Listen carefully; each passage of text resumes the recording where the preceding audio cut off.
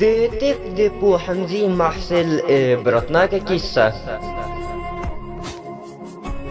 د طب د پوهنځي یو محصل د پوهنتون مخې ته له خپلو ملګرو سره ولاړ و.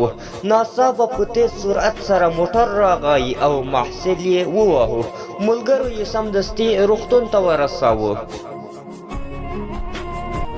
ډاکټرانو له کتلو وروسته وویل یو پښتورګی سخت زخمی دی او وینې ترې بهیږي. که زره تر زره ونه ایستل شي نفر مړ کیږي، یا به د پښتورګي ایستلو ته غاړه ږدي او یا به مړ کیږي. زخمی محصل د پښتورګو له ایستلو سره موافقه وکړه او ډاکټرانو یې عملیات په کامیابی سره ترسره کړل.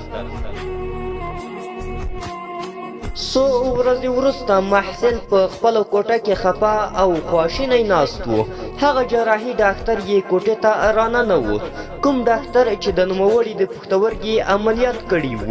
ډاکټر ډېر خوشحاله و او په شونډو یې موسکا وه. غم ځپلي محصل ته یې وویل آیا ته په قضا او قدر ایمان لرې؟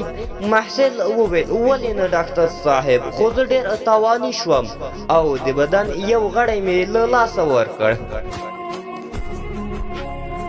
ډاکټر یې په ځواب کې وویل ما هم اول ستا په شان فکر کوو، خو د الهي فیصلو حکمت مې په خپلو سترګو ولید.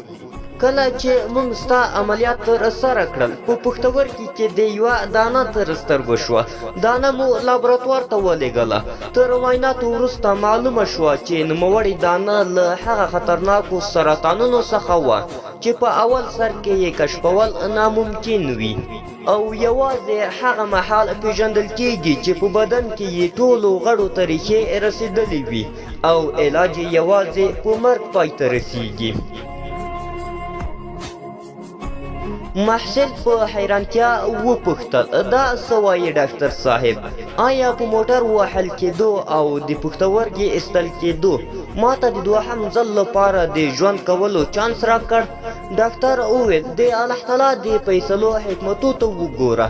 داسې فکر مه کوه چې دا هر څه د یو تصادف له مخې پیښیږي. محصل له خندا په ډکه خوله وویل یا الله، رښتیا هم ستا د قضا او قدر فیصلې له حکمتونو څخه خالی نه دي.